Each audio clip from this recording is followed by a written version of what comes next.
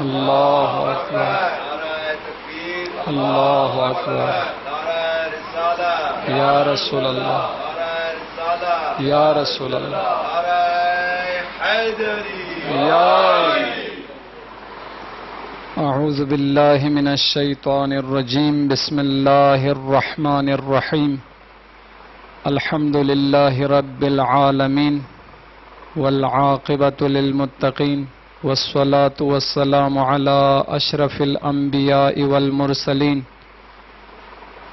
وعلی آلہ الطیبین الطاہرین المعصومین المنتجبین واللعنۃ الدائمۃ علی اعدائہم من یومنا ھذا الی قیام یوم الدین،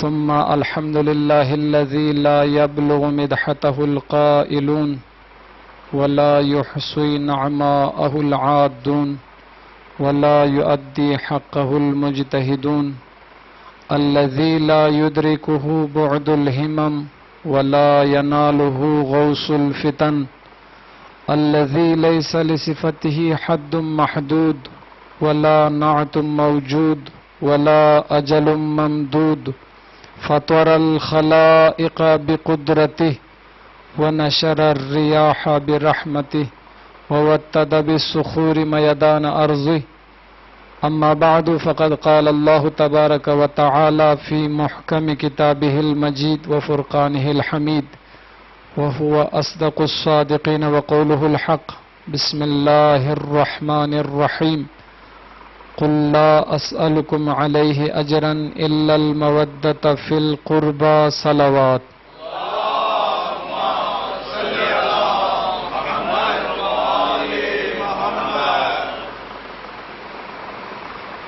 بانی مجلس کے توفیقات خیر میں اضافے کے لیے، ملتمسین دعا کی حاجت روائی کے لیے، پاکستانیوں کے لیے، مملکت خداداد پاکستان میں پریشانیاں ہیں، مہنگائی کی وجہ سے بہت زیادہ پریشان ہیں، ان پریشانیوں سے نجات کے لیے بار دیگر بآواز بلندتر صلوات۔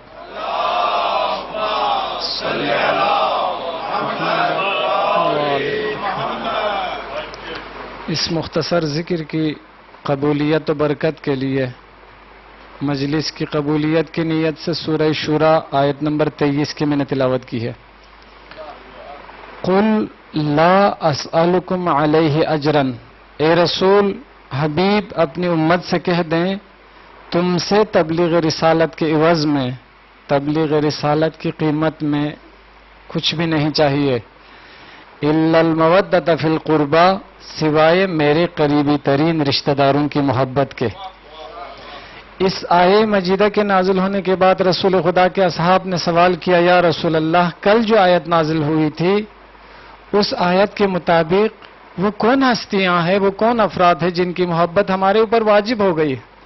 تو رسول خدا نے نام لے کے تشریف فرمائی، علی، فاطمہ، حسن و حسین علیہم السلام ہے، صراحت کر کے نام لے کے بتایا۔ شیعہ تمام مفسرین کا اتفاق ہے اس آیہ مجیدہ کے مصداق آل محمد علیہ السلام ہے۔ اہل سنت مفسرین میں سے تمام معتدل مفسر، محب اہل البیت مفسرین کا شیعوں کے ساتھ بالکل اتفاق ہے، بالکل اسی طرح، بلکہ امام شافعی رحمۃ اللہ علیہ نے اہل سنت کے 4 امام میں سے ایک امام شافعی رحمۃ اللہ علیہ ہے، اس آیے مودت کی تفسیر کرتے ہوئے باقاعدہ کلام لکھا ہے، یا آل بیت رسول اللہ حبکم فرض من اللہ فی القرآن انزلہ، اے آل بیت رسول اللہ تمہاری محبت وہ ہے فرض من اللہ جو خدا کی طرف سے ہمارے اوپر فرض ہے، واجب ہے، فی القرآن انزلہ جسے خدا نے قرآن میں نازل کیا ہے، یعنی آیے مودت۔ یکفیکم من عظیم الفخر انکم من لم یصلی علیکم لا صلاۃ لہ، تمہاری عظمت اور رفعت کے لیے بس اتنا کافی ہے، کوئی نماز میں آپ پر درود نہ بھیجے اس کی کوئی نماز نہیں۔ یہ آل محمد علیہ السلام کی محبت ہے، آئے مودت کے ذریعے پوری امت پر، یہ خاص شیعوں کے لیے کوئی الگ حکم نہیں ہے، قرآن مجید شیعہ سنی سب کے لیے، امت مرحومہ کے لیے ہے، تو قرآن مجید کی آیت ہے۔ سورہ صافات آیت نمبر 24، وقفوہم انہم مسئولون، میدان محشر میں سارے لوگ جا رہے ہوں گے، آواز آئے گی خدا کی طرف سے، وقفوہم، روکو انہیں، انہم مسئولون، ان سے پوچھا جائے گا، ان سے سوال ہوگا۔ معصومین علیہ السلام سے مروی ہے، لا تزال قدم عبد یوم القیامت حتی یسأل اللہ عن اربع، قیامت کے دن کسی کا قدم آگے نہیں بڑھے گا مگر خداوند عالم 4 چیزوں کے بارے میں ضرور سوال کرے گا۔ عن عمرہ فیما افناہ، عمر انسان کے بارے میں سوال ہوگا، میں نے 40 سال عمر عطا کیے، 60 سال، 70 سال، 80 سال، کہاں گزاری ہے عمر، کیا کرتے رہے، سوال ہوگا۔ وعن شبابہ فیما ابلاہ، جوانی کے بارے میں سوال ہوگا، اس جوانی کو کہاں پہ مصروف رکھا، گھومنے پھرنے میں یا اطاعت الہی میں، تلاوت قرآن میں، نماز کی ادائیگی میں، اس جوانی کو، ان مضبوط ہاتھوں کو، پیروں کو کہاں پہ استعمال کرتے رہے، سوال ہوگا۔ وعن مالہ من این کسبہ وفیما انفقہ، دولت دنیا کے بارے میں بھی سوال ہوگا، کیسے کسب کیا، کیسے جمع کیا، کہاں سے کسب کیا اور کہاں پہ خرچ کیا، سوال ہوگا۔ وعن حبنا اہل البیت، اور ہم آل محمد کی محبت کے بارے میں بھی سوال ہوگا، ضرور سوال ہوگا۔ سورہ مدثر کی آیت ہے، سورہ تکاثر کی آخری آیت ہے، ثم لتسألن یومئذ عن النعیم، پھر تم سے ضرور بھی ضرور سوال ہوگا نعمتوں کے بارے میں۔ صادق آل محمد اس آیت کی تفسیر بیان فرما رہے تھے، اللہ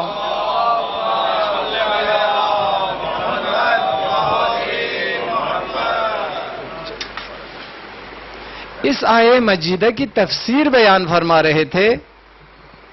امام ابو حنیفہ بھی تشریف فرما تھے اسی مجلس میں، صادق آل محمد سے کسب فیض کرتے تھے نا امام ابو حنیفہ، تو پوچھا اس آیہ مجیدہ میں خداوند عالم نے لفظ تاکید کے ساتھ لا تسألن، آخر میں شت اور آخر شروع میں لام، دونوں تاکید کے لیے، ضرور بھی ضرور، یعنی ہر صورت میں سوال ہوگا۔ امام ابو حنیفہ سے پوچھا آپ کے خیال کے مطابق وہ کون سی نعمت ہوگی، کس نعمت کے بارے میں سوال ہوگا؟ تو کہا ہماری بقا کے لیے، زندہ رہنے کے لیے پانی اور غذا سب سے اہم نعمت ہے، پانی اور غذا کے بغیر، پانی اور کھانا کے بغیر ہم زندہ نہیں رہ سکتے، لہذا پانی اور کھانا سے بڑھ کے کوئی نعمت نہیں ہے، انہی نعمتوں کے بارے میں سوال ہوگا قیامت میں۔ تو صادق آل محمد مسکرائے، کیا ایک گھونٹ پانی کے بارے میں سوال کرنے کے لیے، ایک لقمہ حلال کے بارے میں سوال کرنے کے لیے لتسألن کا لفظ استعمال کرے گا خداوند عالم؟ نہیں نہیں، بلکہ ختم نبوت کے بعد امامت و ولایت منصب الہی ہے، یہ خدا کی طرف سے بنی نوع بشر کے لیے نعمت ہے، اس نعمت سے مراد ہم آل محمد کی امامت و ولایت ہے۔ اللہم صلی علی محمد، ہماری ولایت، ہماری امامت، ہماری محبت و مودت کے بارے میں سوال ہوگا، کس طرح کی محبت کی، اہل محمد کا نام لے کے جھیب بھرنے والی محبت، یا اہل محمد کی محبت خدا تک جانے کے لیے، کس طرح کی محبت کی، کون سی محبت، جان مال عزت و آبرو سب اس پہ قربان کیے، آل محمد پہ قربان کرنے والی محبت، یا پیسے کے لیے سب کچھ قربان کرنے والی محبت، کون سی محبت کی، یہ سوال ہوگا، ضرور سوال ہوگا۔ محبت آل محمد کا فلسفہ کیا ہے؟ محبت مقتضی اطاعت، محبت اطاعت کا تقاضا کرتی ہے، محبت کردار مانگتی ہے۔ محبت، آپ کو اپنے بیٹے سے محبت ہے نا، آپ کی بیوی سے محبت ہے، آپ کی بہن سے محبت ہے، بھائی سے محبت ہے، والدین سے محبت ہے، تو وہ ڈیمانڈ کریں گے۔ بیوی سے محبت کا دعویٰ کرے تو وہ ڈیمانڈ کرے گی، پھر مجھے بڑے مہنگی مارکیٹ میں لے جا کے شاپنگ کرائے، میں نے دبئی جانا ہے، میں نے زیارات پہ جانا ہے، حج پہ جانا ہے، پیسہ دے دو۔ آپ کو محبت ہے تو آپ پیسہ دیں گے، ڈیمانڈ پوری کرتے ہوئے نہیں تھکیں گے، چونکہ آپ کو محبت ہے۔ آپ کا بیٹا آپ سے گاڑی کا تقاضا کرے، چاہے قرض مانگنا ہی کیوں نہ پڑے، آپ اس کے ڈیمانڈ کو پوری کریں گے کیونکہ آپ کو محبت ہے. محبت مقتضی اطاعت ہے. بیٹے نے ڈیمانڈ کیا ہے تو ڈیمانڈ کو پورا کریں گے کیونکہ آپ کو محبت ہے. اس تقاضا کو پورا کرتے ہوئے محنت مزدوری کرتے ہوئے تھکاوٹ محسوس نہیں کریں گے کیونکہ محبت ہے. محبت کا تقاضا ہے اطاعت. آل محمد علیہ السلام سے محبت ہے تو اطاعت کرے. یہاں بیوی سے محبت کا دعویٰ کرے پھر ڈیمانڈ پوری نہ کرے تو وہ بھی بولے گی جھوٹی کہیں کہ چھوڑ دو ایسی دعوائیں, نہیں چاہیے مجھے اس طرح کی محبت. میں جو ڈیمانڈ کرتی ہوں وہ پورا کرنے کے لیے تیار نہیں. محبت محبت. آل محمد علیہ السلام سے محبت ہے تو ڈیمانڈ پورا کرے, اطاعت کرے. آل محمد ہمارا محبوب ہے, ہم ان کے محب. آل محمد ہمارا معشوق ہے, ہم ان کے عاشق. عاشق کے بارے میں فارسی میں مشہور ہے نا, عاشق کشتہ معشوق ہے. عاشق معشوق کا مارا ہوا ہے. عاشق کی اپنی کوئی پسند نہیں ہے بلکہ معشوق کے نزدیک جو پسندیدہ چیزیں ہیں عاشق کے نزدیک بھی وہی پسندیدہ ہے. تو ہم نے دیکھنا یہ ہے معشوق آل محمد علیہ السلام کے نزدیک پسندیدہ چیزیں کیا ہے, آل محمد کے نزدیک منفور چیزیں کیا ہے. ان کی منفور چیزیں ہمارے نزدیک بھی منفور ہو, ان کی محبوب چیزیں, ان کی پسندیدہ چیزیں آپ کے نزدیک بھی پسندیدہ ہے تو وہ سچی محبت ہے. معشوق کسی اور چیز کو پسند کرے, عاشق کسی اور چیز کو پسند. یہ کس طرح کا عشق ہے, یہ کس طرح کی محبت ہے. یہ جھوٹی محبت ہے. یہ محبت منہ پہ ماری جائے گی, یہ محبت کام نہیں آئے گی. وہ محبت کام آئے گی جس میں اطاعت ہو. اب دیکھنا یہ ہے آل محمد کے نزدیک, ہمارے معشوق و محبوب کے نزدیک پسندیدہ چیزیں کیا ہے. آل محمد کے نزدیک پسندیدہ چیزیں 100 چیزیں ہو سکتی ہے, 1000 چیزیں ہو سکتی ہے, بس ان میں سے ایک چیز کو لے لے. صلہ رحمی, رشتہ داروں کے ساتھ نیک سلوک, والدین کے ساتھ نیک سلوک آل محمد کے نزدیک پسندیدہ چیز ہے. آپ کے نزدیک بھی والدین کے ساتھ نیک سلوک پسندیدہ ہے تو یہ محبت سچی ہے. آپ کے نزدیک والدین کے ساتھ نیک سلوک کرنا یہ دقیانوسی فکر کے لوگوں کی, ہاں ان کی باتیں ہیں. ہم تو ماڈرن ہیں, ہم تو امریکہ برطانیہ کو فالو کرتے ہیں, ہم تو ادھر سے آئے ادھر زندگی گزار کے آئے ہیں, لہذا والدین کو اولڈ ہوم میں بھیج دیں. یہ کس طرح کی محبت ہے اگر اس طرح ہوا ہے. آل محمد صلہ رحمی کو پسند کرتے تھے, رشتہ داروں کے ساتھ نیک سلوک کرنا. قطع رحمی سے نفرت کرتے تھے. قطع رحمی کرنے والوں کو ملعون کہا ہے. جنت کی خوشبو 1000 سال کی مسافت سے سونگھ سکیں گے, 1000 سال کی مسافت سے, لیکن قاطع رحم, رشتہ داروں سے قطع تعلق کرنے والا اور عاق والدین جنت کی خوشبو بھی نہیں سونگھ سکے گا. یعنی 1000 سال کی مسافت سے بھی زیادہ دور ہے رحمت الہی سے قاطع رحم اور عاق والدین.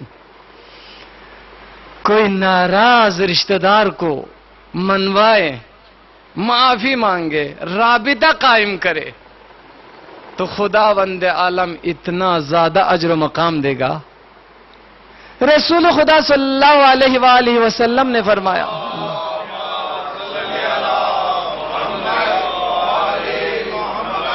کیا میں تمہیں اس شخص کی نشاندہی نہ کروں جو اخلاق کے میدان میں میری امت میں سب سے زیادہ دنیا میں بلند و بالا ہے, مقام و مرتبے میں سب سے افضل ہے اخلاق کے میدان میں. کیا میں اس شخص کی نشاندہی نہ کروں؟ اصحاب کرام نے فرمایا, یا رسول اللہ ضرور بتائیے وہ کون سا شخص ہے. کہا وہ شخص جو اپنے رشتہ داروں میں سے قاطع رحم کے ساتھ رابطہ قائم کرنا چاہتا ہے. یعنی رشتہ داروں میں سے وہ رشتہ دار جو کسی رشتہ دار کے ساتھ رابطہ رکھنا ہی نہیں چاہتا, اسے پسند ہی نہیں ہے رشتہ داروں کے گھر آمد و رفت کرنا. اکثر مومنین یہ کہتے مولانا صاحب وہ چاہتا ہی نہیں ہمارے ساتھ رابطہ رکھے. پھر بھی آپ کی ذمہ داری ختم نہیں ہوگی. آپ کی ذمہ داری ہے اس سے مسلسل رابطے میں رہے, عیادت کرے, پریشانی میں جا کے ان کی عیادت کرے, خبرگیری کرے.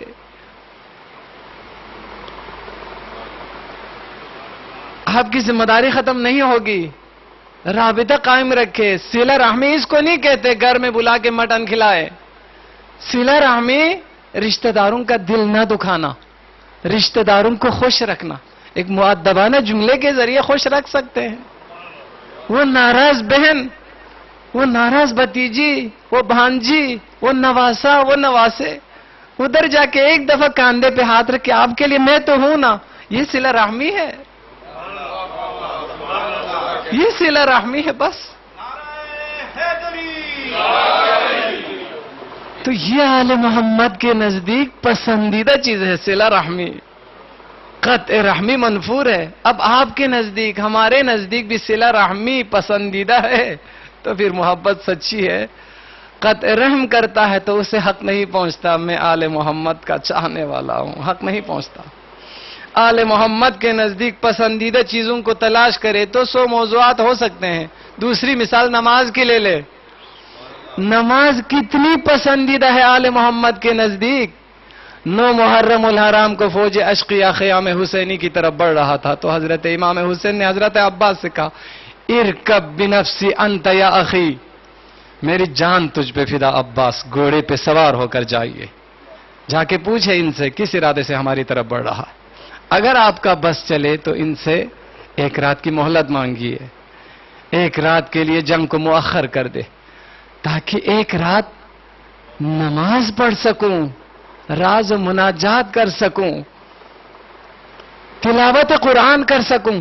خدا جانتا ہے، امام حسین کا یہ جملہ، خدا جانتا ہے مجھے نماز سے کتنی محبت ہے، خدا جانتا ہے تلاوت قرآن سے مجھے کتنی محبت ہے، خدا جانتا ہے راز و مناجات الہی میں مصروف رہنا میرے لیے کتنا محبوب ہے۔ عاشور کے دن تیروں تلواروں کے برسات میں نماز جماعت کھڑی کی، کتنی پسندیدہ ہے آل محمد کے نزدیک نماز۔ ہم ایسے پڑھ کے گزر جاتے ہیں الصلاۃ عمود الدین، نماز دین کا ستون ہے۔ کیا مطلب؟ عمود خیمے کے درمیان میں کھڑی کی جانے والی اس لکڑی کو کہتے ہیں عمود۔ اس لکڑی کے بغیر خیمے کا قیام ممکن نہیں ہے۔ نماز کی وہی حیثیت حاصل ہے دین میں، نماز کی وہی حیثیت ہے، جب تک نماز نہیں ہے دین کا قیام ممکن نہیں ہے۔ خیمے کے درمیان سے اس لکڑی کو ہٹا لے، دڑھام سے وہ چھت نیچے آئے گی۔ بالکل اسی طرح ہے نماز، نماز کے بغیر کوئی دین نہیں ہے، بلکہ مکمل خط کھینچا، لا دین لمن صلاۃ اللہ، جس کی نماز نہیں اس کا کوئی دین نہیں ہے، وہ بے دین ہے، ختم، بات ختم۔ چاہے مسلمان ناراض ہو جائے کوئی چارہ نہیں ہے، ختم، بارڈر کھینچا ہے، لا دین لمن صلاۃ اللہ، جس کی نماز نہیں اس کا کوئی دین نہیں ہے۔ اسلام نماز پڑھنے والوں کی بحث زیادہ کرتا ہے، بے نمازی کی بحث نہیں کرتا، قرآن میں بھی نہیں ہے۔ لا دین، نماز نہیں پڑھتا تو بات ختم ہو گئی۔ نماز پڑھنے والوں کی بحث زیادہ ہے، کس طرح پڑھے، اہمیت دے نہ دے۔ رسول خدا صلی اللہ علیہ وآلہ وسلم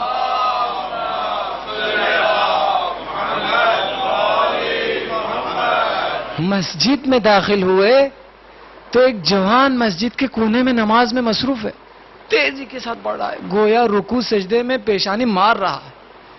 رسول خدا نے اصحاب سے پوچھا وہ جوان کیا کر رہا؟ یہ نہیں کہا وہ نماز کیسے پڑھ رہا ہے، بلکہ کہا وہ کیا کر رہا ہے؟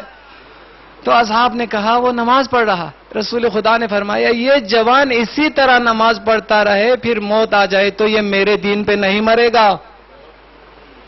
دیکھو وہ بے نمازی نہیں تھا، وہ جوان تو نماز پڑھ رہا تھا، لیکن اہمیت دیے بغیر تیزی کے ساتھ پڑھنے کی وجہ سے کہا یہ اسی طرح نماز پڑھتا رہے پھر مر جائے تو یہ میرے دین پہ، دین اسلام پہ نہیں مرے گا۔ یہ نماز ہے۔ سورہ مدثر آیت نمبر 42، فی جنات یتساءلون عن المجرمین، جنتوں میں اہل جنت مجرمین سے سوال کریں گے۔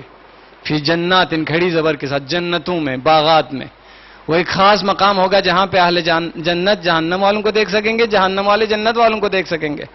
تو سوال کریں گے اہل جنت، فی جنات یتساءلون، سوال کریں گے عن المجرمین، جہنمیوں سے، ما سلککم فی سقر، تمہیں جہنم میں کس چیز نے پہنچایا؟ قالوا، وہ جہنم والے جواب دیں گے، لم نک من المصلین، ہم نمازی نہیں تھے، بھائی ہم نماز نہیں پڑھتے تھے، ہمیں یہ سکھایا گیا تھا نماز کی قضا ہے، اس لیے ہم اہمیت نہیں دیتے تھے۔ قالوا لم نکن من المصلین، ہم نمازی نہیں تھے بھائی، اس لیے جہنم میں پہنچا. وَلَمْ نَكُنْ نُطْعِمُ الْمِسْكِينَ، دوسری وجہ ہم مسکین کو کھانا دینے والے نہیں تھے. ہمارے ہمسائے میں گلی کوچوں میں فقراء و مساکین گزرتے تھے لیکن ہم توجہ نہیں دیتے تھے. ہم اپنی اولاد کے ساتھ مصروف رہتے تھے، ڈی ایچ اے سے بحریہ، بحریہ سے صدر، صدر سے پنڈی، گھومتے رہتے تھے بس. ہمیں کوئی پرواہ نہیں تھی ان غریبوں کی. وَلَمْ نَكُنْ نُطْعِمُ الْمِسْكِينَ، ہم مسکین کو کھانا نہیں کھلاتے تھے. آج جہنم میں پہنچا. وَكُنَّا نَخُوضُ مَعَ الْخَائِضِينَ، قرآن مجید کی آیت ہے، حدیث نہیں ہے، قرآن مجید. وَكُنَّا نَخُوضُ مَعَ الْخَائِضِينَ، ہم بےہودہ کرنے والے، بےہودہ گوئی کرنے والے لوگوں کے ساتھ بےہودہ گوئی میں مصروف رہتے تھے. فضول قسم کے موضوعات میں گھنٹوں گھنٹہ بحثیں کرتے تھے. ہاں، ہمارے جوانوں کو دیکھے ہوٹلوں پہ، یونیورسٹی میں، کالج میں، ہاں سائے میں بیٹھ کے کس موضوعات پہ بحث کرتے تھے. آسٹریلیا کے فلاں کھلاڑی نے ادھر اتنے شاٹ مارے، شاہین افریدی نے اتنا مارا، فلاں نے. یا اللہ، دنیا جہاں کے کھلاڑیوں کی پوری تاریخ یاد. یہی مصداق ہے. وَكُنَّا نَخُوضُ مَعَ الْخَائِضِينَ، ہم بےہودہ گوئی کرنے والوں کے ساتھ بےہودہ گوئی کرتے رہتے تھے. وَكُنَّا نُكَذِّبُ بِيَوْمِ الدِّينِ، ہم روز جزا کو جھٹلایا کرتے تھے. بولتے تھے معاشرے میں، چھڑ دے یار، قبر سے کون واپس آیا. بولتے تھے. ہم روز جزا کو جھٹلاتے تھے. حتی اتانا الیقین، یہاں تک کہ ہمیں یقین آ گیا، یعنی ہماری موت آ گئی. موت جب بھی آئے اچانک آئے گی. مولا امیر المومنین فرماتے ہیں، تمہاری غفلت کیسی اس موت سے جو تم سے غافل نہیں ہے. وہ حملہ کرنے کے لیے، اٹیک کرنے کے لیے تیار بیٹھی ہے وہ موت. تمہاری غفلت کیسی؟ اس فرشتہ موت سے تم امیدیں باندھے بیٹھے ہو جو تمہیں ایک سیکنڈ کی مہلت نہیں دے گا. فکر کرے. حتی اتانا الیقین، یہاں تک کہ ہمیں یقین آ گیا. یہ معیار ہے خود اہل جہنم کے مطابق. ان چار چیزوں کی وجہ سے ہم جہنم میں پہنچے. سورہ حدید آیت نمبر 14. جہنمی اہل جنت سے سوال کریں گے. سورہ حدید آیت نمبر 14. ینادونہم، چیخ کر پکاریں گے جہنم سے. ایک دروازہ ہوگا، اس دروازے کے اندر والے سائڈ پہ رحمت ہوگی، باہر والے سائڈ پہ غضب ہوگا. وہ ایک ایسا عجیب دروازہ ہے. قرآن مجید کی آیت ہے، سورہ حدید کی آیت نمبر 12 اور 13 میں اس مطلب کو بیان کیا. آیت نمبر 14. جہنمی اہل جنت سے سوال کریں گے، چیخ کر پکاریں گے. ینادونہم، چیخ کر آواز دیں گے، الم نکن معکم، بھائی کیا ہم تمہارے ساتھ نہیں تھے؟ آیت بتا رہی ہے آشنا لوگ ہوں گے، دونوں دوست ہوں گے ایک دوسرے کے، دنیا میں ساتھ گھومنے پھرنے والے ایک ہی مسلک کے لوگ ہوں گے. ممکن ہے دونوں شیعہ، ممکن ہے دونوں سنی، ممکن ہے دونوں بریلوی، ممکن ہے دونوں دیوبندی. آشنا لوگ ہوں گے، پوچھیں گے الم نکن معکم، کیا ہم تمہارے ساتھ نہیں تھے؟ کیا ہم دنیا میں ساتھ چلتے پھرتے نہیں تھے؟ راولپنڈی میں، صدر میں، ڈی ایچ اے بحریہ میں، سکیم 3 میں. ممبر مجلس راولپنڈی کی ہے، اس لیے میں یہاں کی مثال دے رہا ہوں. اسلام آباد میں ہوتا میں وہیں کی مثال دیتا. کیا ہم نہیں ساتھ تھے؟ الم نکن معکم، قالو، اہل جنت جواب دیں گے بھلا، ہاں ہاں تھے تو صحیح، ساتھ تو تھے ہم، دنیا میں ساتھ ہی رہتے تھے، ساتھ ہی جمعہ میں شرکت کرتے تھے، ساتھ ہی بازاروں میں جاتے تھے، بھلا ہاں ہاں ساتھ تھے. وَلَكِنَّكُمْ فَتَنْتُمْ أَنفُسَكُمْ، لیکن تم نے اپنے آپ کو فتنے میں ڈالا. وَتَرَبَّصْتُمْ، ہمارے اوپر عذاب آنے کے لیے تم انتظار کرتے رہے کہ یہ شخص بے دین ہے. ہاں، قسم قسم کے فتوا دینے لگے، یہ ہے وہ ہے. ہمارے اوپر عذاب کا تم انتظار کرتے رہے دنیا میں. وَارْتَبْتُمْ، تم شک و شبہ میں مبتلا رہے دنیا میں. کوئی یقین کی منزل نہیں تھی تمہارے پاس، کوئی راستہ نہیں تھا، راستے کا تعین نہیں کیا تم نے. ہمارے جوان پریشان ہیں، اکثر بولتے ہیں مولانا فلاں امام بارگاہ میں یہ باتیں ہوتی ہیں تو فلاں امام بارگاہ میں یہ باتیں. فلاں عالم یہ کہتا ہے تو فلاں عالم یہ کہتا ہے. کوئی منزل نہیں ہے. آپ نے تعین نہیں کیا ابھی تک کس کو سننا ہے کس کو نہیں سننا ہے, کس امام بارگاہ میں جانا ہے کس میں نہیں جانا ہے. شک و شبہ میں مبتلا ہے جوان, پریشان ہے جوان, ادھر یہ باتیں ادھر یہ باتیں.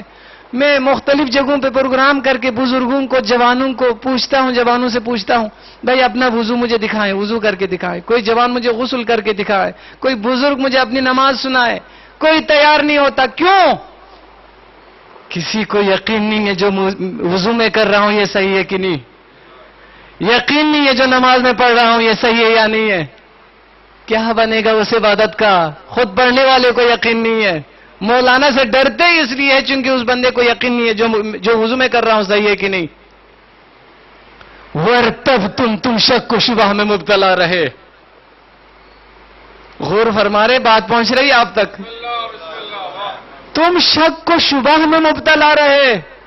وغرتکم الامانی, تمہیں جھوٹی آرزوؤں نے دھوکہ دیا. قرآن مجید نے بارہا اعلان کیا ہے یہودیوں کی آرزوؤں کو جھوٹی آرزو کہا ہے قرآن نے. یہودیوں کا دعویٰ ہے اللہ کے چہیتے صرف ہم ہیں دنیا میں, جنت ہماری ملکیت ہے, جنت میں صرف یہودی جائیں گے, یہ ان کی آرزو ہے. قرآن مجید نے جھوٹی آرزو کہا ہے یہودیوں کی ان آرزوؤں کو. تو اہل جنت جہنمیوں سے کہہ رہے ہیں وغرتکم الامانی, تمہیں جھوٹی آرزوؤں نے دھوکہ دیا. آخری سبب جو حقیقی سبب ہے, وغرکم باللہ الغرور, تمہیں دھوکے بازوں نے اللہ کے بارے میں دھوکے میں رکھا.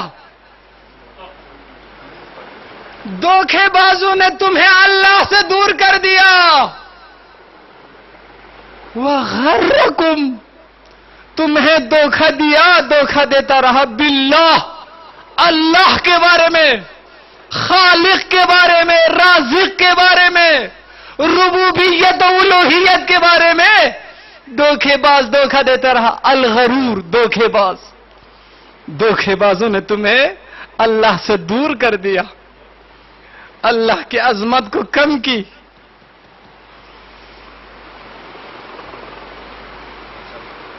پوری گفتگو کبھی ایسی موضوع کو لے کے گفتگو ہوتی ہے جس میں خدا کی عظمت کو کم کرے. نماز کے وجوب کو ختم کرنے کی کوشش کرتے دکھائی دیتے. وغرکم باللہ الغرور, تمہیں دھوکے باز دھوکہ دیتا رہا دنیا میں. دھوکے بازوں کے بارے میں سورہ بقرہ آیت نمبر 166, اذ تبرأ الذین اتبعوا من الذین اتبعوا ورأوا العذاب وتقطعت بهم الاسباب وقال الذين اتبعوا لو ان لنا كرة فنتبرأ منهم كما تبرؤوا منا كذلك يريهم الله اعمالهم حسرات عليهم. یہ کسی عالم دین کی کاپی نہیں ہے, کسی ذاکر و خطیب کی کاپی نہیں ہے, کاپی پیسٹ کی عادت نہیں ہے. قرآن مجید کی آیت ہے, حدیث بھی نہیں ہے, اس میں شیعہ سنی والی بات نہیں ہے, کلام قدرت مومنین. غور فرمائے, فرماتے ہیں اذ تبرأ الذين اتبعوا, اس وقت کا ذرا خیال کرو, اس وقت سے ڈرو, اس منظر کو ذرا خیال میں لائے. اذ تبرأ الذین اتبعوا من الذین اتبعوا, جب راہنما, مذہبی راہنما, پیشوا پیروکاروں سے اظہار برات کریں گے. آئی ڈونٹ نو, میں نہیں جانتا ان پیروکاروں کو. دنیا میں انہی کے سامنے جھکتے رہے, دنیا میں انہی کو مذہبی پیشوا بناتے رہے, دنیا میں انہی سے دین لیتے رہے, چاہے دماغ علم قرآن سے خالی, فرامین رسول خدا سے خالی, روایات ائمہ معصومین سے دماغ خالی, لیکن انہی کو کل مذہبی پیشوا سمجھنے لگے. ایسے پیشوا پیروکاروں کے ساتھ عذاب میں گرفتار ہوں گے. فرماتے اس وقت کا ذرا خیال کرو جب رہنما پیروکاروں سے اظہار برات کریں گے. جب عذاب کا مشاہدہ کریں گے تو دنیا کے جوہلا ادھر عذاب کا مشاہدہ کرنے کے بعد ادھر ادھر دیکھیں گے تو دیکھے گا دنیا میں جن سے دین لیتے رہے وہ بھی ادھر عذاب میں گرفتار ہیں, ان کی طرف دوڑیں گے. شاید ہمیں تو اسی نے سکھایا تھا سب کچھ, یہ راستہ اسی کا بتایا ہوا تھا تاکہ ادھر جائیں گے, ان سے پوچھے یا خدا کے سامنے ان کے بارے میں بتا دے اس بندے نے بتایا تھا ہمیں, تو وہ رہنما ڈر جائے گا کہیں یہ لوگ ادھر آ کے میرے خلاف گواہی نہ دے, میرے عذاب میں مزید اضافہ نہ ہو جائے. پیروکاروں کو اپنی طرف آتے دیکھ کر وہ ادھر سے اعلان کر، میں نہیں جانتا ان کو، میرے ساتھ ان کا کوئی واسطہ نہیں ہے، میرے ساتھ ان کا کوئی تعلق نہیں ہے، میں نہیں جانتا، اظہار برات کریں گے۔ اذ تبرأ الذین اتبعوا من الذین اتبعوا ورأوا العذاب، عذاب کا مشاہدہ کریں گے۔ وتقطعت بهم الاسباب، سارے تعلقات ٹوٹ کر رہ جائیں گے۔ دنیا میں تو بڑے خوش تھے نا، آئی جی صاحب کا نمبر ہے، ہاں ایسے چو ہمارا رشتہ دار ہے، ہاں جرم کر کے جرنل صاحب کو بتا دیں گے، بس جائے گا، ہاں تعلقات ٹوٹ کر رہ جائیں گے اس دن۔ وَتَقَطَّعَتْ بِهِمُ الْأَسْبَابُ، ان کے سارے تعلقات ٹوٹ کر رہ جائیں گے۔ وَرَأَوُا الْعَذَابَ وَقَالَ الَّذِينَ اتَّبَعُوا، اس موقع پہ پیروکار جا کے کہیں گے لَوْ أَنَّ لَنَا كَرَّةً فَنَتَبَرَّأَ مِنْهُمْ كَمَا تَبَرَّؤُوا مِنْ، کاش پروردگارا ایک چانس دے دے بس دنیا میں واپس جانے کا، ایک موقع دے دے، بس ایک چانس، ہم دنیا میں واپس جائیں۔ کیوں جائیں واپس؟ اذ تبرأ الذین اتبعوا من الذین اتبعوا فنتبرأ منہم کما تبرؤوا منا، ہم بھی دنیا میں جا کے ایسے پیشواؤں سے اظہار برات کریں گے، ہم بھی دنیا والوں کو بتا دیں گے خدا را ان کے قریب مت جانا، یہ خدا سے دور کر دیتا ہے، یہ دھوکہ دیتا ہے۔ فنتبرأ منہم، ہم جا کے دنیا میں دنیا والوں کو بتائیں، اظہار برات کریں، جیسے آج ان لوگوں نے ہم سے اظہار برات کی ہے، جبکہ دنیا میں ہم ان کے لیے قربانی دیتے رہے، ہم ان کے سامنے جھکتے رہے، انہی سے دین لیتے رہے، آج اظہار برات کر رہے۔ پروردگار آپ ہمیں ایک چانس دے دے دنیا میں جانے کا، ہم بھی دنیا میں جا کے برات کریں گے، دنیا والوں کو بتائیں گے ان کے قریب مت جانا، یہ دھوکے باز ہے، یہ خدا سے دور کر دیتا۔ كَذَلِكَ يُرِيهِمُ اللَّهُ أَعْمَالَهُمْ حَسَرَاتٍ عَلَيْهِمْ، اللہ اسی طرح ان کے اعمال کو سراپا حسرت بنا کر ان کے سامنے پیش کریں گے، کچھ نہیں کر سکے گا، بے بس ہوگا اس دن۔ ذرا غور کرو اس دن کے لیے، پریشان ہو جا، پریشانی کے لیے اور بھی موضوعات ہیں مومنین، پریشان ہو جا اس دن کو یاد کر کے، اس منظر کو یاد کر کے۔ آل محمد علیہ السلام کے نزدیک پسندیدہ چیزیں، اللہم صلی، صلہ رحمی ہے، نماز ہے، راز و مناجات ہے خداوند عالم کے ساتھ۔ آل محمد کی محبت فائدہ دے گی، کب فائدہ دے گی؟ اطاعت کے ساتھ ہو، ان سے محبت سچی ہے تو اس بندے کے ہاتھ میں، وہ خدا کے قریب ہے، وہ خدا کا مقرب بندہ ہے، جو آل محمد سے سچی محبت کرتا ہے وہ خدا کا مقرب بندہ ہے۔ تبھی امام حسن مجتبی علیہ السلام نے فرمایا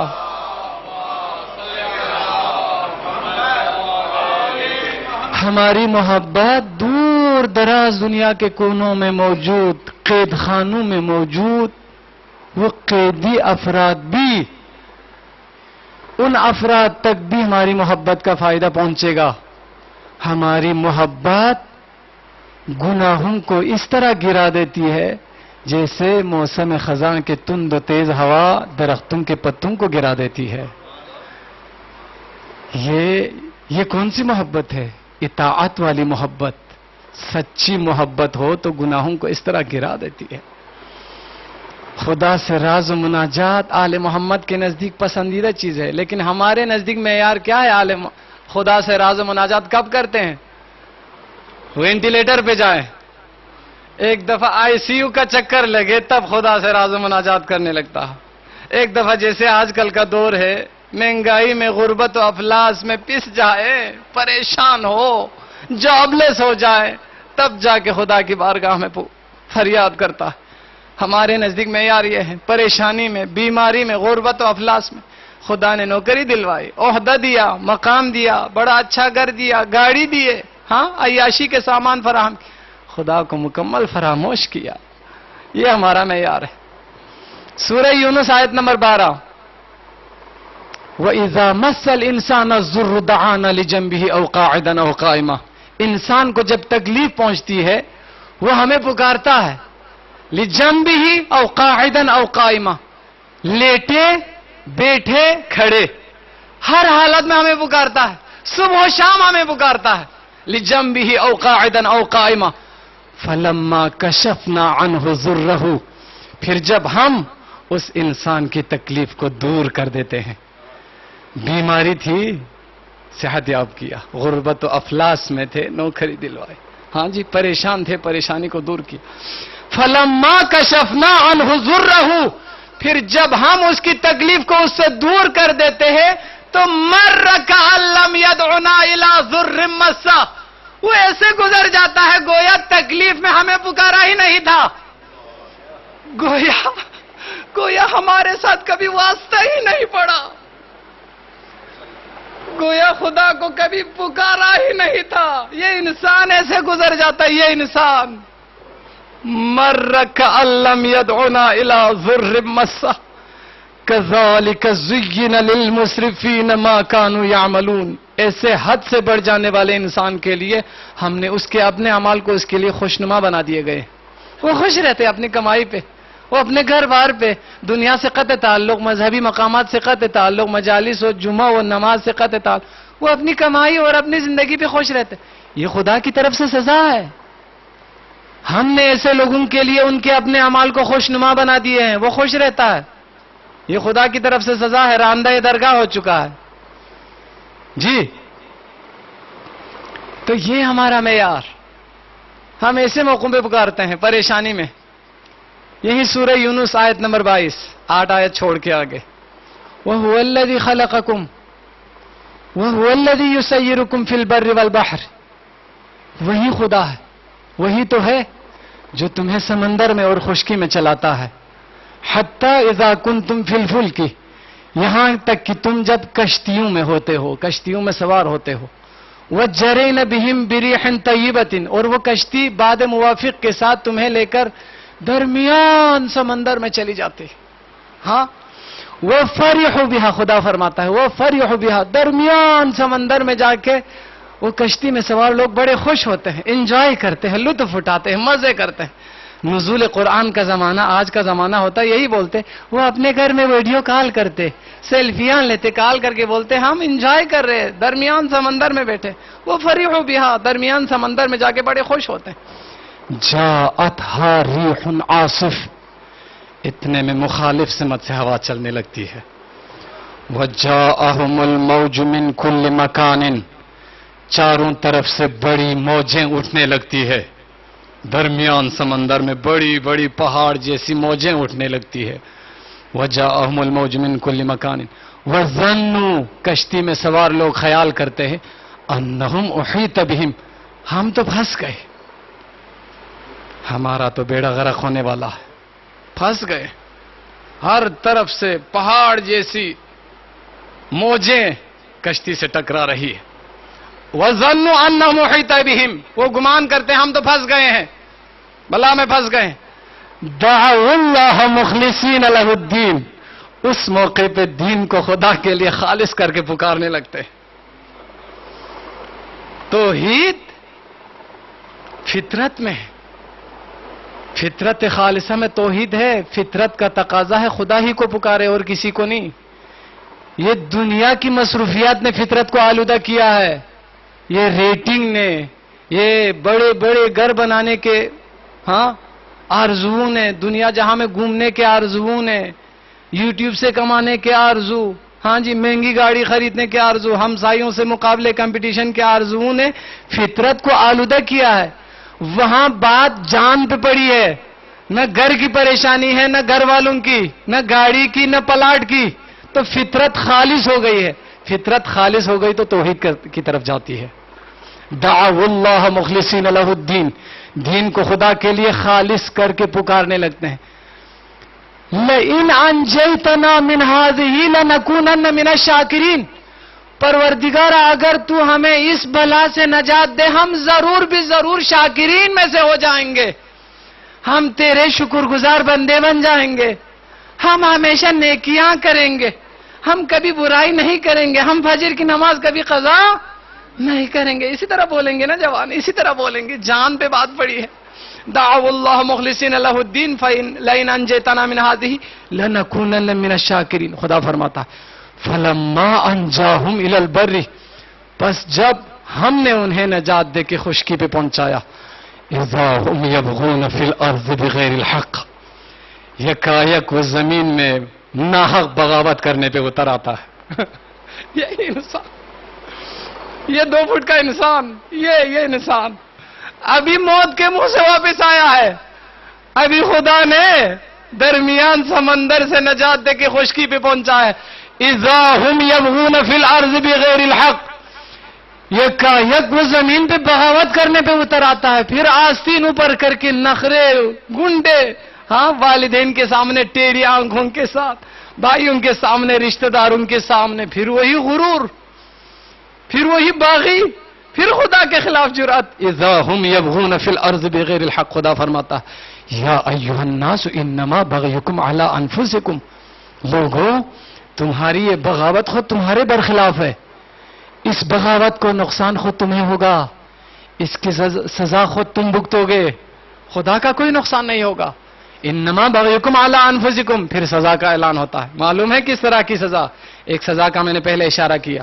اب یہاں پہ درمیان سمندر سے موت کے منہ سے واپس آ کر آپ اس مثال کو زندگی کے اور امور پہ تطبیق کریں. غربت و افلاس کے سمندر میں پریشان تھے، خدا نے نوکری دلوا کے خوشحالی میں بدل دیا. وہ وینٹیلیٹر سے ICU سے واپس آیا. آپ زندگی کے کسی موڑ پہ اس مثال کو تطبیق کر سکتے ہیں. یہ بغاوت خود تمہارے برخلاف ہے. اب بغاوت کرنے پہ اتر آتا ہے، خدا کی طرف سے سزا کا اعلان ہوتا. متاع الحیات الدنیا، چلو 2 دن کی زندگی عیش کرو، یہ سزا ہے. متاع الحیات الدنیا، حیات دنیا سے مزے اڑاؤ، عیش کرو، گھومو پھرو ماڈرن فیملی بن کے، برٹش فیملی بن کے، پیور امریکن بن کے پھرو دنیا میں، گھومو. متاع الحیات الدنیا، 2 دن کی زندگی مزے کرو بھائی، عیاشی کا سامان ہم فراہم کریں گے. یہ سزا ہے. ثم وارننگ دیتا، پھر یاد رکھ، الینا مرجعکم، تمہیں لوٹ کر ہماری طرف ہی آنا ہے اور کہیں نہیں جانا. تمہیں لوٹ کر گھوم پھر کر پھر ہماری طرف ہی آنا ہے. ثم الینا مرجعکم فننبئکم، پھر ہم بتائیں گے تمہیں بما کنتم تعملون، کہ تم دنیا میں کیا کرتے رہے. تمہاری خبر ہم لیں گے، تم سے نمٹنا ہمیں آتا ہے. یہ قرآن مجید کے مختلف تعبیرات ہیں. حساب لینے کے لیے ہم کافی ہے، تم سے نمٹنا ہمیں آتا ہے، تمہاری خبر ہم لیں گے. کہاں جائیں گے مومنین؟ کبھی غور کیا ان موضوعات پہ؟ آل محمد کی طرح بارگاہ خدا میں اس طرح فریاد و زاری کی ہے کبھی؟ سورہ عنکبوت، وَهُوَ الَّذِي خَلَقَكُم مِّن نَّفْسٍ وَاحِدَةٍ، وہی تو ہے، وہی خدا تو ہے. خلقکم من نفس واحدہ، جس نے تمہیں ایک نفس سے، ایک جان سے پیدا کیا. وخلق منها زوجها، اور اسی ایک نفس سے اس کا جوڑا بنایا، زوجہ بنایا. وخلق منها زوجها لیسکن الیہا، تاکہ اس زوجہ سے سکون حاصل کرے. فلما تغشاها، پس جب مرد نے عورت کو مکمل ڈھانپ لیا، حملت حملا خفیفا، ایک ہلکا سا حمل ٹھہرا. فمرت به، اس حمل کو لے کے چلنے پھرنے لگی. فمرت به فلما اثقلت، پھر جب وہ حمل ثقیل ہو گیا، یعنی 8-9 مہینے کو پہنچا، دعوا اللہ ربہما، میاں بیوی دونوں مل کے خدا کو پکارنے لگے. ثقیل ہو گیا، اب خدا کی بارگاہ میں میاں بیوی دونوں پکارنے لگے. لَإِنْ آتَيْتَنَا صَالِحًا لَنَكُونَنَّ مِنَ الشَّاكِرِينَ، پروردگار اگر تو ہمیں صالح اولاد عطا کرے تو ہم ضرور شاکرین میں سے ہو جائیں گے، ہم ضرور تیرے شکر گزار بندے بن جائیں گے. خدا فرماتا ہے فلما آتاہما، پس جب ہم نے انہیں صالح اولاد عطا کی، صالح اولاد دیے، جعلا لہو شرکا، میاں بیوی دونوں مل کے خدا کا شریک ٹھہرانے لگے. خدا کے اس عظیم عطا کو کسی اور کھاتے میں ڈال دیا، کسی اور کے کھاتے میں ڈال دیا. وہ ڈاکٹر بڑا اچھا تھا جی، ڈیلیوری آسان ہو گئی. ہاں پیر صاحب کی دعا سے ہمیں بیٹا ملا ہے. اللہ اکبر. یہ کلینک بہت اچھی کلینک ہے, وہ ہاسپٹل بہت اچھا, ڈیلیوری آسان ہوگا. ہمارا یہ بیٹا ادھر سے پیدا ہوا. جعل لہ شرکاء فیما آتاہما, جو کچھ خدا نے عطا کیے اس میں خدا کا شریک ٹھہرانے لگے. فتعالی اللہ عما یشرکون, اللہ ان کی شرکیہ باتوں سے بلند بالا ہے.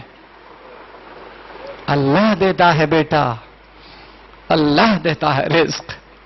خدا سے مانگو, خدا سے رابطہ قائم کرو. آل محمد نے یہی سکھایا. ابھی اس آخری آیت میں زوجہ کا ذکر آیا اور لفظ تھا لیسکن الیہا. خدا نے ایک نفس سے تمہارے لیے جوڑا بنایا تاکہ اس سے سکون حاصل کرے. سکون کے مختلف معنی ہیں. آپ دنیا جہاں میں گم پھر کے, دن بھر مزدوری کر کے, دفتر میں ڈیوٹی دے کے تھکے ہارے شام کو گھر واپس آئیں تو ان کے ذریعے ان کو دیکھ کے ذہن کو سکون ملتا ہے. یہ آپ کو سکون فراہم کرتی ہے. پوری کائنات میں پورے ہمارے ائمہ میں واحد امام حسن مجتبی علیہ السلام تھے جن کے لیے گھر میں بھی سکون نہیں تھا. امام کا قاتل گھر میں ہی موجود تھی. خداوند عالم نے جن کو سکون کے لیے بنایا ان سے بھی سکون حاصل نہیں تھا. صلح کے بعد خود اپنے امام علی مقام کو سلام کرتے تھے, السلام علیکہ یا مذل المومنین. نعوذ باللہ نعوذ باللہ, اے مومنین کو ذلیل کرنے والے آپ پر سلام. یہ امام حسن مجتبی کی مظلومیت. خود اپنے صلح کے بعد, گرچہ یہ صلح فتح تھی لیکن انجان لوگ اس طرح امام علی مقام کو سلام کرتے تھے. گھر لوٹتے تھے, گھر میں قاتل موجود ہے. کئی دفعہ 6 دفعہ امام علی مقام کو زہر دیا ہے. امام کے غذا میں کھانے میں 6 دفعہ زہر شامل کیا لیکن کامیاب نہیں ہوئے. آخری دفعہ 28 صفر کو امام کے پینے والے پانی میں زہر شامل کیا. امام علی مقام نے نوش فرمایا. زہر نے پورے جسم میں اثر کیا, ایسا اثر کیا کہ قے کے ساتھ امام کے جگر کے ٹکڑے برتن میں سامنے آئے. شہادت یقینی ہو گئی تو حضرت امام حسین مظلوم کربلا نے گریہ کیا. امام علی مقام کے سارے رشتہ دار امام کے ارد گرد حلقہ بنائے رو رہے تھے لیکن امام حسین علیہ السلام بہت زیادہ گریہ فرماتے تھے امام حسن مجتبی کے جگر کے ٹکڑے دیکھ کر. شہادت میں کتنی مماثلت ہے. رسول خدا نے ان دونوں نواسوں کی سفارش کی تھی امت سے لیکن دونوں کو ظلم و ستم کے ساتھ شہید کر دیا. ایک کو زہر دغا سے شہید کر دیا, ایک کو تیروں تلواروں کے زخموں سے. دونوں کے جنازے خون سے رنگین تھے. دونوں کے جنازے کی توہین کی گئی. میں کیسے بیان کروں اس جملے کو؟ مقتل کی کتابوں میں لکھا ہے ایک کے جنازے پر تیر تھا, ایک کا جنازہ ہی تیروں کے اوپر تھا.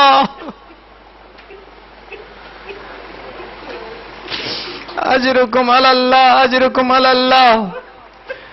امام حسن مجتبی کے سرحانے امام حسین نے گریہ بلند کیا تو امام حسن مجتبی نے امام حسین کو منع کیا, بھیا حسین آپ مت روئے, آپ مت روئے میرے اوپر. لا یوم کا یومی کا یا ابا عبداللہ, اے ابا عبداللہ آپ کا دن تو سب سے بڑا ہوگا, آپ کی مصیبت تو سب سے بڑی ہوگی, آپ کی مصیبت تو سب سے عظیم مصیبت ہوگی. حضرت امام حسن مجتبی کے جنازے کی توہین ضرور ہوئی. رسول خدا کے پہلو میں دفنانے کی اجازت نہیں دی امت نے. پاکستان کے کسی چینل پہ ہمارے کسی عالم دین سے کسی نے انٹرویو کیا کہ مدینہ میں جا کے روضہ رسول پہ جا کر زیارت کرتے ہوئے آپ شیعہ کیسے محسوس کرتے ہیں؟ جب رسول خدا کے دائیں بائیں رسول خدا کے اصحاب مدفون ہیں تو آپ کس طرح محسوس کرتے ہیں؟ اس عالم دین نے جواب دیا, جی ہاں, ہم شیعوں کا دل خون کے آنسو تب روتا خود رسول خدا کی اولاد کو پہلو میں جگہ نہیں ملی، لیکن اغیار دفن ہوئے رسول خدا کے پہلو میں.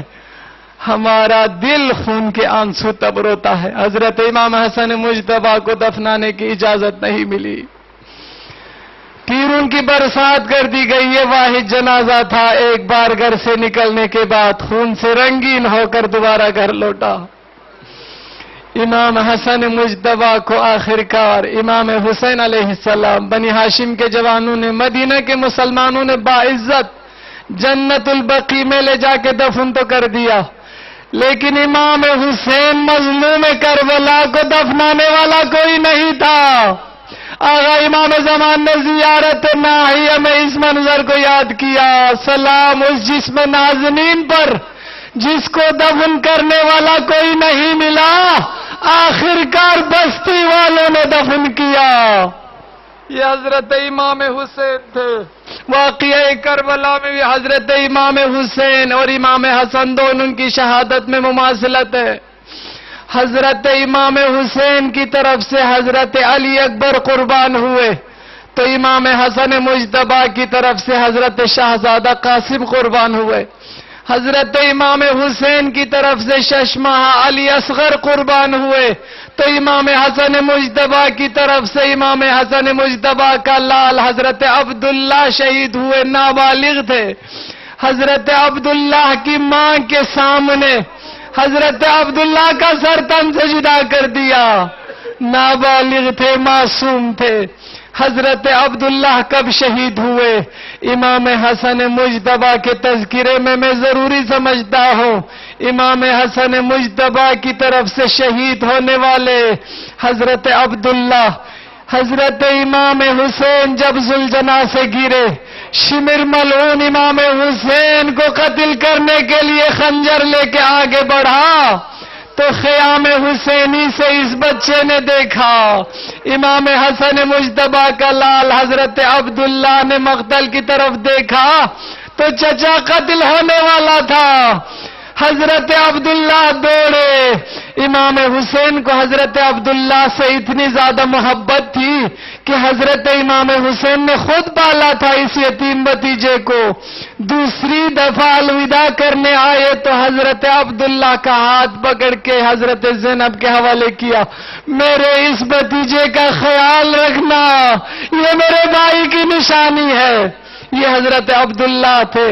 تیزی کے ساتھ خیمے سے نکلے، مقتل کی طرف دوڑے تو حضرت زینب نے پکڑنے کی کوشش کی، دامن کو پکڑ لیا تو حضرت عبداللہ نے یہ کہا، چھوڑو بھوپی اماں، میرے چچا قتل ہونے والا ہے.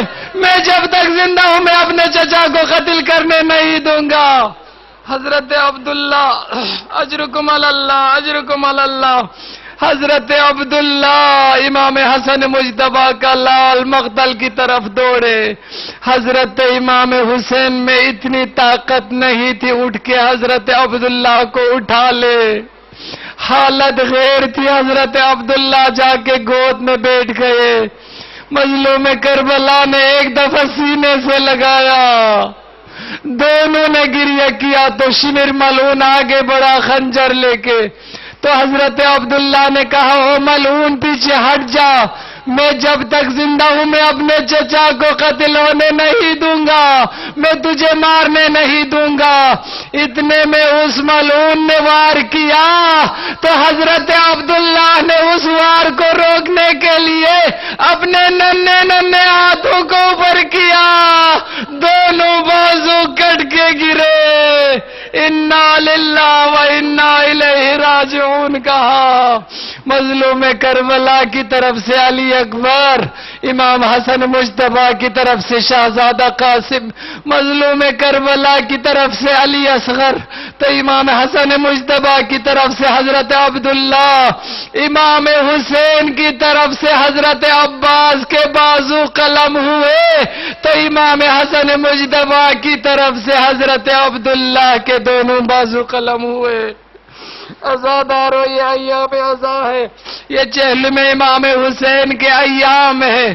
اس موقع پہ کربلا کے اسیران، اہل حرم کا لٹا ہوا قافلہ، ہزار مصیبتیں دل میں لے کر قید شام سے آزاد ہو کے کربلا آئے ہیں. آج کربلا میں پہنچا تو علی کی پرعزم بیٹی زینب کبریٰ نے زمین کربلا سے خطاب کیا، اے زمین کربلا مجھے خبر دو، میری چند امانتیں تھی تمہارے پاس، وہ امانتیں کہاں ہے؟ میری چند موتیاں تھی، وہ موتیاں کہاں ہے؟ اے زمین کربلا مجھے خبر دو، ہمارے خاندان کے چند لاشیں یہیں پہ پڑے رہے، کیا ان لاشوں پہ کسی نے جنازے کی نماز ادا کی؟ اے زمین کربلا مجھے خبر دو، کیا ہمارے خاندان کے عزیزوں کو کسی نے باعزت دفن کیا یا نہیں؟ الا لعنت اللہ علی القوم الظالمین وسيعلم الذین ظلموا ای منقلب ینقلبون.